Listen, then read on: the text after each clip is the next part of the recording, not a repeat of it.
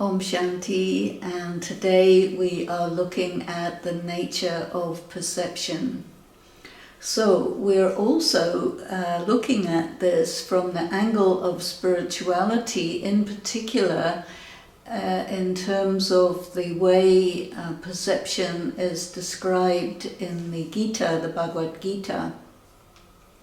And I'm also going to go further than what it says in the Gita, and that too particularly in the second chapter of the Gita, where it's talking about the self as the soul. Our entire life is characterized by perception, and we can say that from the moment we get born, we start to perceive the world around us through our eyes and ears and fingers. It's all about sense perception. And a sense perception is very subtle and very deep, and there is a huge spectrum of different aspects of sense perception. As we grow older, we are reflected back to ourselves. One type of reflection, of course, is when you look in the mirror and you say, "This is me." You look at your face, you look at your body, and you see, well, whatever is your gender, your body color, your tallness, smallness, fatness, thinness, your level of beauty according to the prevailing standards that there are around you. And then you will go further. Beyond the mirror comes the way you are reflected back to yourself by how other people around you perceive you. The way people normally think about perception is also connected with the expression objective reality. And in spirituality, we tend to give a lot of importance to subjective reality because we're very aware that the material world is perceived by the soul through the sense organs, and everyone perceives the external world from their own angle and in their own way. And therefore, that which is generally considered as objective reality is really a lot more subjective than people think. Why people speak of objective reality is on the basis of, if you see something and somebody else sees the same thing and you agree that this is what it is, and you do the same thing repeatedly on different days under different circumstances, then you will say, well, that proves that it's objective reality. And that's very practical for day-to-day life.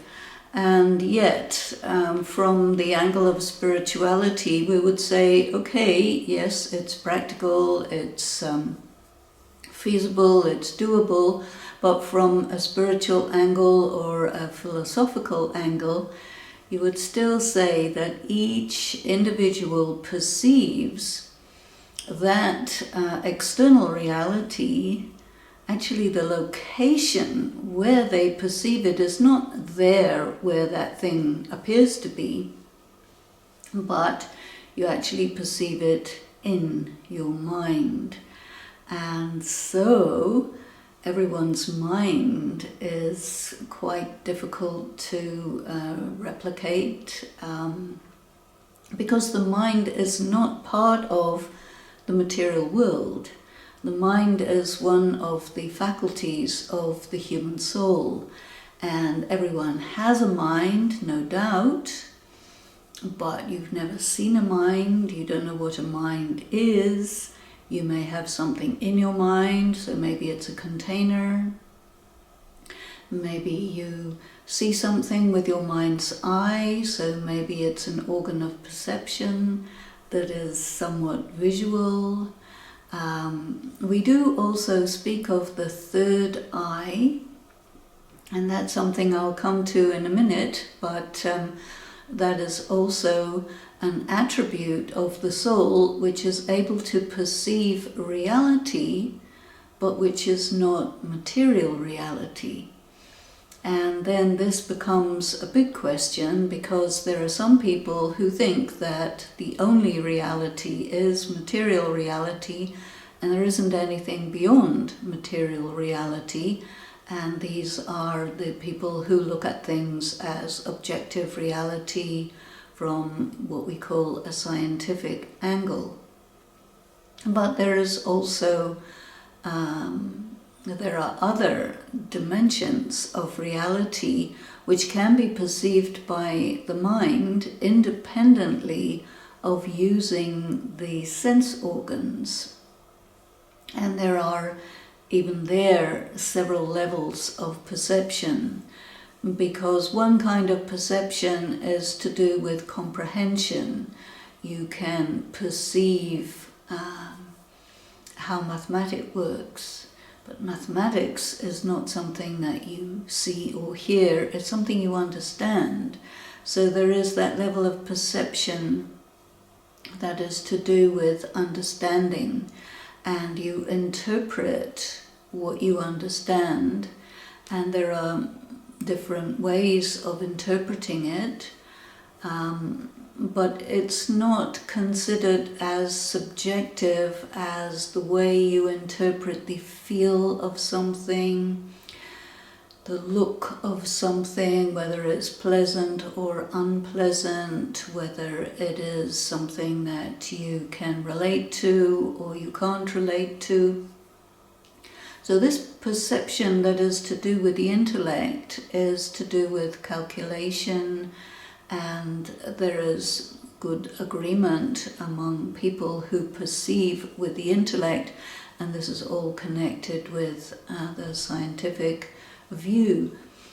But you can also perceive things with your understanding, with your intellect, that are nothing to do with mathematics or physics, and that are outside the range of what a scientist deals with. And these are to do with, for example, what is death? And, for example, God. What does it mean to be someone who can perceive vibrations, feelings, meaning, symbolic values, portents, omens, signs, much more subtle things. It also has to do with perceiving qualities like love. In terms of objective reality, you perceive if an action is done in a loving way because it has certain physical characteristics that are agreed upon, but they vary according to culture, according to age, according to many things, because these are to do with values, and values are very variable.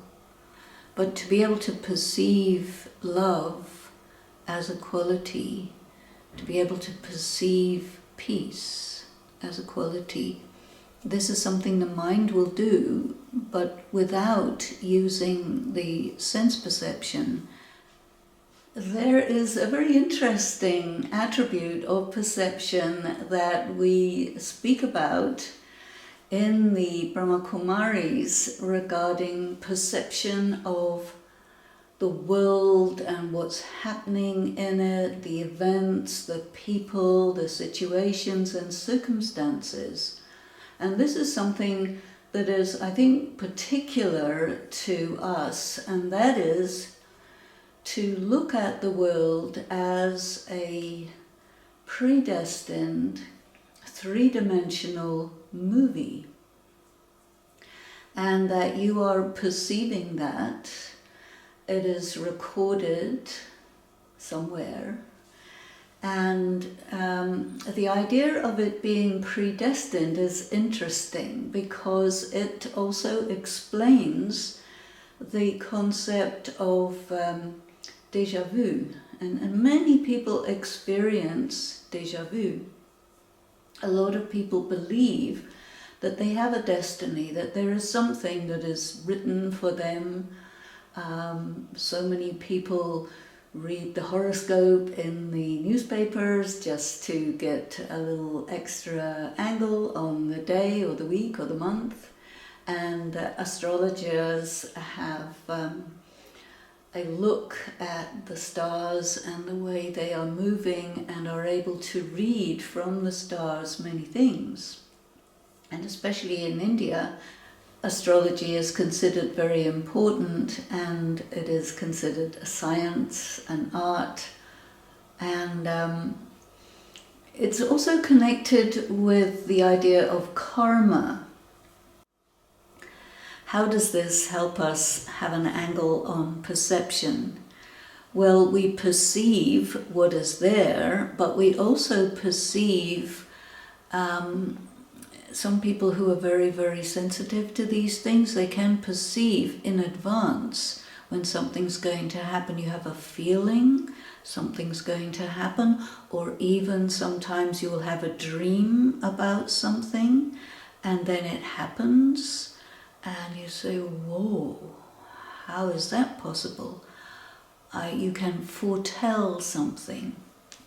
And I've experienced this myself. Not everybody does, but when you experience it, it's very hard to say that it was just coincidence or something like this. You really do have the sense that it's somehow already there in advance, and then you experience it in reality. And this is what is meant by deja vu. So you perceive this, but how do you perceive this? It's as if the past, the present, and the future are somehow already there within you. And then the question arises, well, is it possible for me to tap into this and get a sense of this so that I can somehow take advantage of it, or be able to draw benefit from seeing something in advance?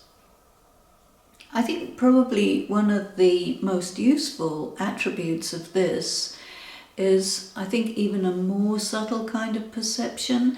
It has to do with being a good judge of character. It's always considered good to be a good judge of character, because along with perception there is also deception.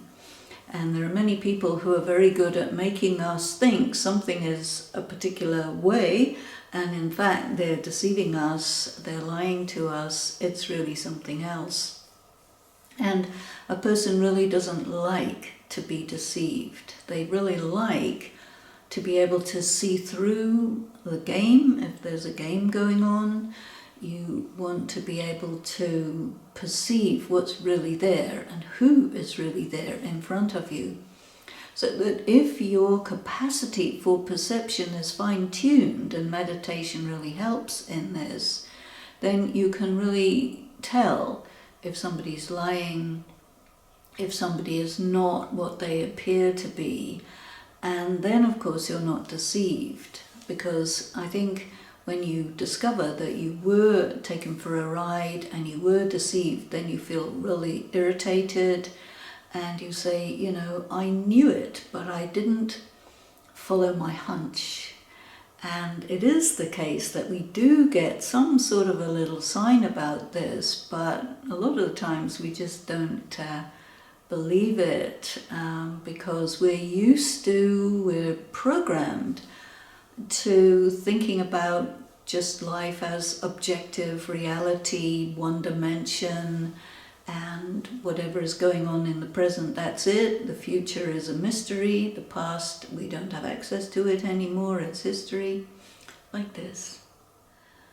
I think along with perception, we also need to talk about interpretation, because the way consciousness works is quite complex and quite subtle, And in spirituality, we study about this.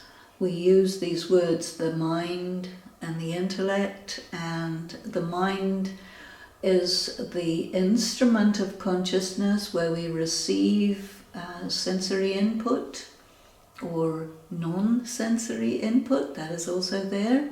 And then we have to interpret, what does it mean? What do I have to do with it? Do I have to do anything about it? And that then is the work of what we call the intellect. And the intellect is also very often interchangeable with conscience. And so you have in your consciousness a mechanism which can evaluate and interpret what is coming in terms of just perception. And the mind, the perceiving instrument of the soul, the mind doesn't really perceive the meaning of what it's perceiving. That is really the work of the intellect. And so the intellect will take in what comes in through the mind and then consider it, think about it. Because when something comes in, a sense perception or a non-sense perception, then generally speaking, it requires you to act on it. But you have to make a decision. And so within spirituality, we also talk about powers, and one of the most important in terms of perception is the power of discernment. We also call it the power of discrimination. That means you have to discern exactly what something is, what it means. Does it require action? If so, what action does it require? And this is where you bring in your ethical standards, your value system, and you then apply it, and then you react or act. So we respond, we react to things which come into the mind, and what we need to do as far as possible is to use the powers of spirituality so that our perception does not override our interpretation, or that our interpretation is a considered response to what is coming in terms of perception. So we have within us our memory, we have a huge bank of situations and circumstances that are similar to what we are perceiving at any given moment. So when we are interpreting our perceptions, we will refer to the past, and we will look at the patterns of what's happened in the past, and we will apply it to the present. And sometimes it is good to do that, but sometimes it's very limiting. So we need to be able to consider the present sensory input on its own merits, and the past may apply or it may not apply, and we need to be able to discern whether it does apply or it doesn't apply. If something is absolutely new, it's very rare. Most things come in terms of patterns, and so we tend to get a little bit lazy about the way we interpret our perceptions, and we rely on preconceptions, we get into prejudging. A lot of people operate on the basis of prejudice. And of course there are many different types of people. Some people are very traditional and they believe in kind of set interpretations. If somebody is doing like this, it means certain things in every case, but of course it doesn't. It may or it may not. And this is where we cannot rely upon preconceptions and prejudice. And in fact, the more a person develops themselves spiritually, the more you will call into question your preconceptions and prejudices, so that when you are evaluating your perception, You also need to evaluate the intensity and the extent to which your preconceptions and prejudices are acting as a filter and getting in the way of you evaluating what you are perceiving on its own merits. So this is inner work that has to be done, but that's how it is. I'd like to talk a little bit about the third eye. And the third eye traditionally is portrayed in the center of the forehead, which is also the seat of the soul. So the third eye is not an eye like the two eyes. And why is the third eye important? Why is it valuable? Is because it adds a very important dimension to our perception. If you see reality using all three of your eyes, then you are looking at the tangible, material reality that is perceivable to you through your sense perceptions. And if you're using your third eye, then you are also seeing the reality that is behind the material reality. So for example, when we're thinking about identity, people are very concerned about their identity, and normally your sense of identity is limited by your physical sense perceptions, and you will say, I am a woman, or I am a man, I am whatever your race is, I am whatever your religion is, I am whatever your nationality is, and all of these are identifications of the human body. And of course, with the third eye, you can see that the human body is not actually you. The human body is the vehicle, the material instrument through which you function. And you, in spirituality, you means the spirit, the soul. And you cannot perceive the soul through your sense organs. You can only perceive the soul through the third eye.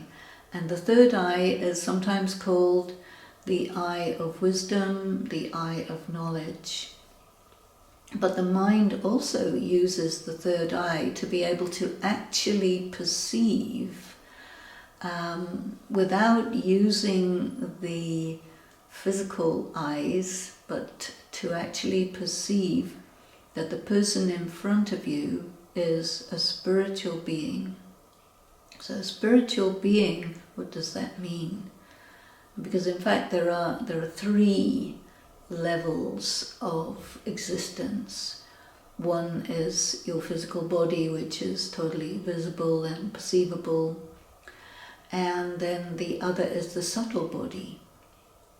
And the subtle body is like a shadow of the physical body, and there may be auras connected with that, and there are many people who can perceive the subtle body, and then they will think that that is the soul, but actually the soul is again something else, because the soul cannot be perceived at all by any kind of instrument of physical perception, whereas the subtle body can be seen by people who are clairvoyant. For example, you use this expression clairvoyance or clairaudient. You know, a clairaudient person can hear someone's thoughts and pick it up, and this is called clairaudience.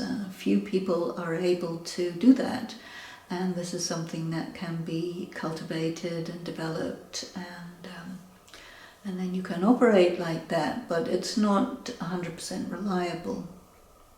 And so people who are concerned with objective reality, they will say that is reliable, the other is a little bit more like mumbo jumbo. But then the soul itself, that cannot be perceived, that has to be understood. And so the third eye is the intellect filled with understanding about what a being actually is. And then meditation involves thinking about it, contemplating upon it to a point where you're able to really understand it, realize it, and perceive it at the subtlest with your own soul perceiving its own self. This is the most subtle, and this is really spiritual perception. And that is cultivated over a long period of time, and it is quite subtle, and also it is based upon the development of purity, or the purification of the self. Because it is the case that if there is a lot of negativity, then that will interfere with the subtle form of perception, where the soul is just not able to perceive these things, or not able to perceive the divine, not able to commune with God. And the aim of meditation is, I need and have a right to commune with the Supreme Being, to be in my self-awareness, to be conscious of the self as a soul, and to be able to perceive myself as a soul, to perceive the quintessential characteristics and qualities of a soul, and to be able to perceive the divine God, the Supreme Being. And that is very subtle.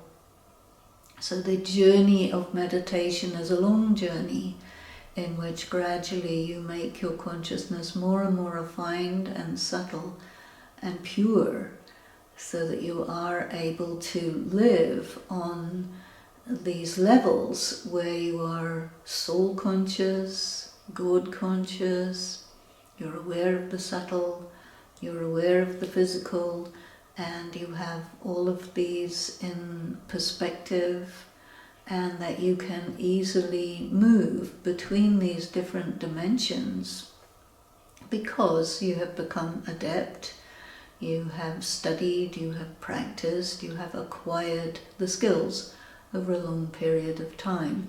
And that is really what meditation is all about. There's one very interesting and important aspect of perception that we need to think about as well, and that is, how we use the word imagination. When someone is perceiving something that is not there, we say it's your imagination. And the imagination can play tricks on us, and that is that the mind will receive a sensory input, but there will be already an underlying emotion of fear, of insecurity, of some sort of magical thinking, in which a particular sound will be construed to mean something that is quite different from what it actually is. And this would be called a misperception. And this happens a great deal. We have really seen this a lot in the media, where people talk about fake news or conspiracy theory. And all of this is affected by someone's, you can say, irrational feelings, where you will believe something to be there that isn't there. You will see something that is a sign of something which it's not a sign of. And so we need to have an aspect of being really coherent, and we need to be realistic. We need to have some checks and balances, so that it's very true when you see something in half darkness. It may look like there's a stalker, and it ends up being just a tree that's swaying in the wind. or you may be very concerned, very afraid that someone is trying to get at you, or do some funny things against you, and you will construe certain perceptions to mean something that is really not there. And this is also why it's very easy for people to actually do something which is actually quite real and quite harmful, and then make out that it's just someone's imagination. And then it gets a bit more complicated. And this happens quite a lot. For example, especially connected with preconceptions and prejudices. Like, for example, a child may go through a very severe trauma, maybe some sexual harassment or some violence, and the perpetrator will be questioned about this and say, oh well, children always lie, they have big imaginations, there's nothing to it. And then that statement of the child will be absolutely discredited, because people go along with the idea that, yeah, this is an overactive imagination, and then this becomes a problem. And nowadays, the people who have studied these things, and psychologists and so on, have understood that this is something that does get abused by perpetrators who prey on children based on the assumption that no one's going to believe what they say. And this also happens in areas where people who are considered very important, great authorities, religious leaders, something like this, and they do something wrong and they get away with it on the basis that because of who they are, it's not possible for them to do such a thing. But it's actually not true. And so we need to sort of understand how to investigate these statements on the basis of perception to ascertain, is this real? And there are many ways to do that. So this is also something. And everyone can be deluded by a perception that is there because of an underlying emotional condition that's very normal. But then we have to apply other criteria to verify whether this is really so.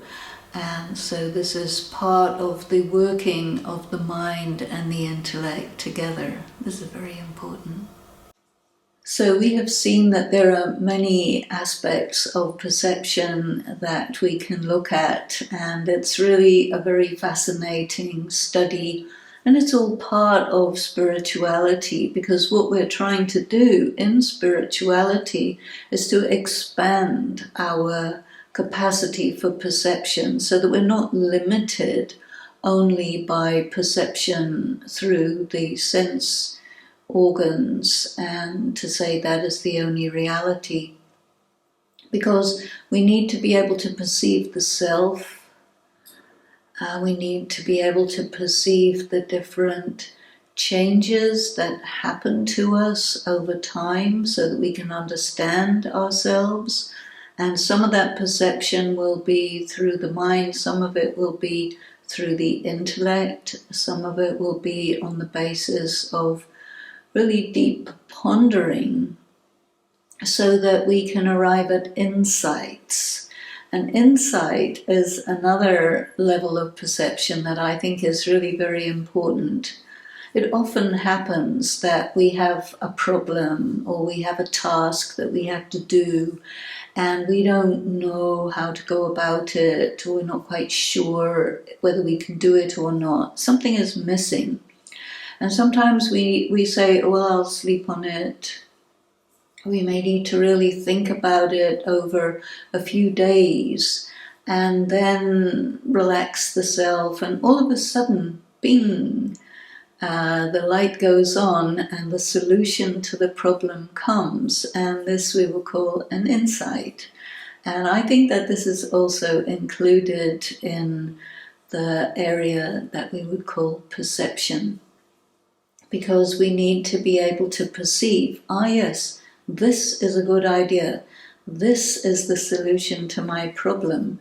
And so this is something that the mind perceives within the mind. And that is also very interesting. So let us take a few minutes to go into silence and into meditation, especially with this aspect of perception.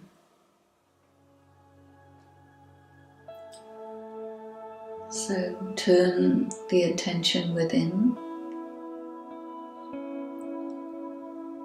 so that the focus of your mind's eye is withdrawn from the physical senses, and you start to look within.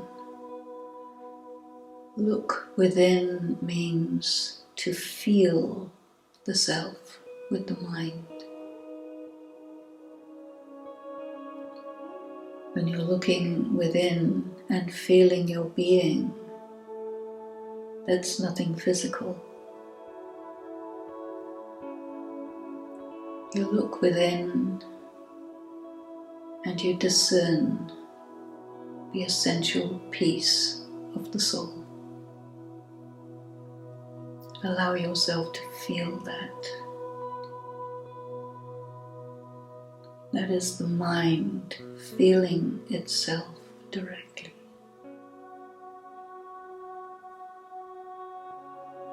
And then bring in the intellect to say to yourself, I, the soul, am a being of peace. You assert that, you consider that, and while considering it, you engage your mind, and you start to feel it. When you consider it and you feel it, then you say, I know it. I am this. When the being is externally directed, you don't feel it. But let me be internally directed, withdrawn from external orientation, to perceive I, the self, as a being of light, very subtle, peaceful, loving.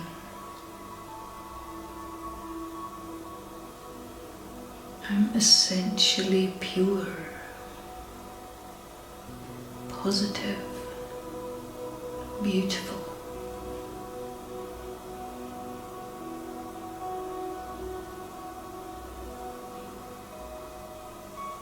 I am the eternal, the immortal being of light.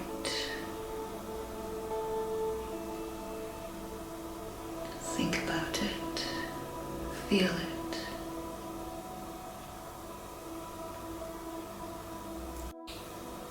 I am the beautiful spirit.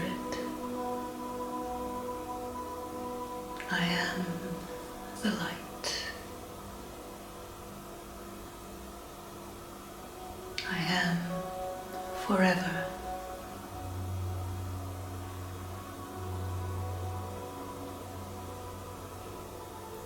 I am not this body.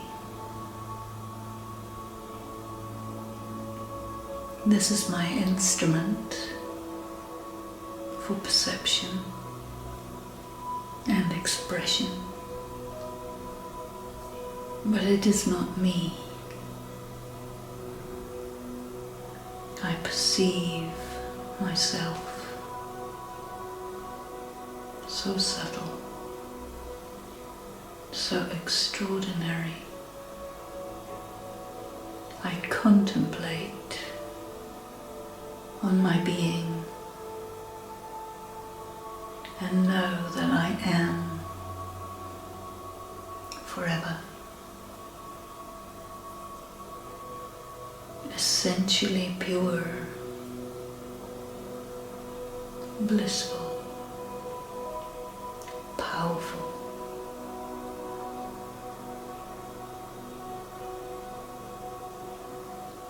I will always be me.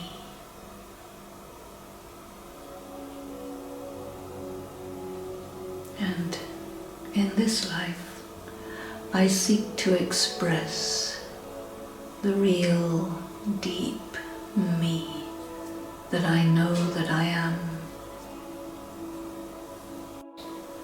Not the me who was conditioned, formed by external circumstances and people, but I am the deeper one, beyond all those influences. I am the child of the Supreme Being, the one who has a right to draw strength, wisdom, love and peace from that extraordinary source beyond. I can perceive that one, the light, the infinite, the supreme power.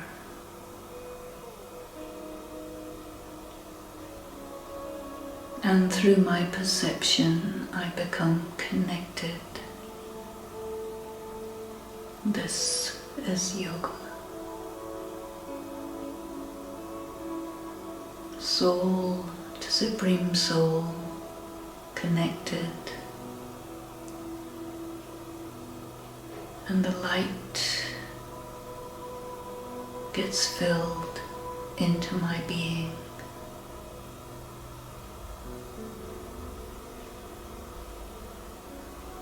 I savor that sweet energy, absorbing that force that restores me to my essential self.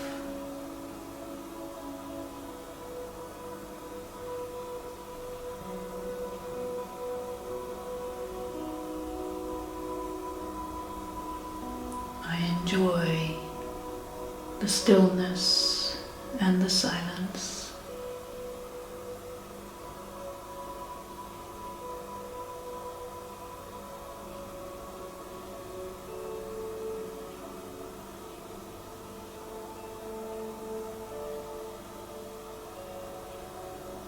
And gently allow yourself to come back to the everyday world of sense perception, but yet stay connected to that other dimension of light, where the infinite light is there, and the point of light that is the Supreme, the Divine, is accessible to me.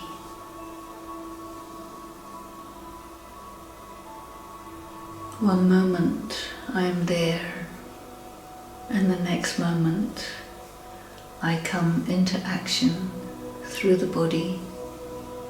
I perceive the everyday world, and I understand it from the angle of spiritual wisdom.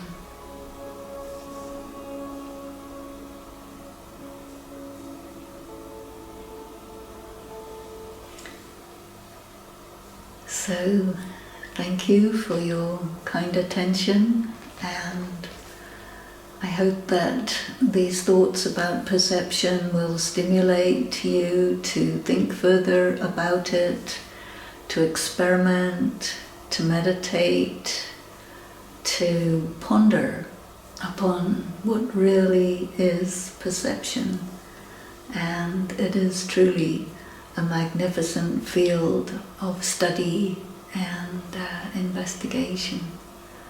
So, thank you, and Om Shanti.